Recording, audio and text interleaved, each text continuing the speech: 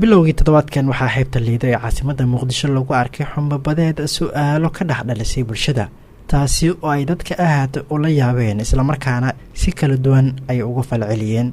cumar xasan oo darajada labaad ee jaamacadda ka haysta cilmiga badaha ayaa ka waramaya waxa ay ka dhigan tahay xumbabadeedka lagu arkay xeebta liido.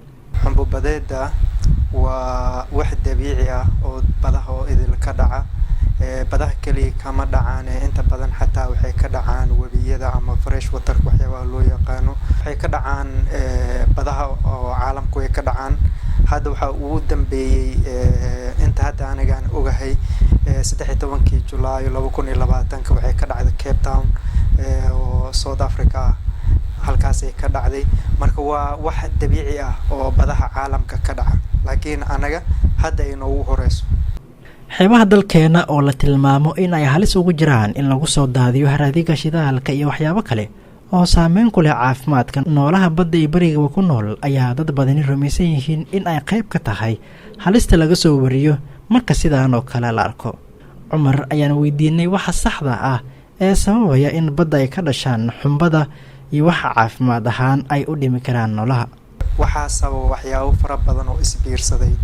waxaa ugu horeeya dabeeshaan badda ka kacda, waxaa ku xiga hirarka, waxaa sidoo kale ka mid ah dissolved organic matter waxyaabaha loo yaqaano markii organic matterka uu jajabo ama waxyada badda ama algal bloomka waxyaabaha loo yaqaano ay jajabaan.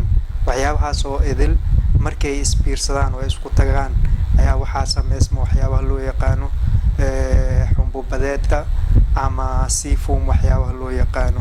ma jirto dhibaato sida u buuran oo hadda ay u geysan karto dadka iyo deegaanka haddii waxyaabaha marka ugu hore ay ka sameysantay xumbadaasi aysan wasaqeysnayn. hadday wasaqeysan tahay xumbada waxay ka sameysatay maybe dadku waxay ku sababi kartaa xanuuno iyo wax lamid ah oo ku sababi kartaa. laakiin haddii marka ugu horeysay waxyaabaha ay ka sameysantay aysan ahayn macnaa wax sumeysan dadka wax sida u buuran oo ay ku sababi karto ma jirto. laakiin waxaa wanaagsan in mar waliba laga taxadiro. xumbada lagu arkay xeebta liido waxay hadalhayn badan ka dhalisay bulshada. si gaar ah waxaa loogu faaqiday baraha bulshada taasi oo la tilmaamay inay waxyeelo caafimaad sababi karto.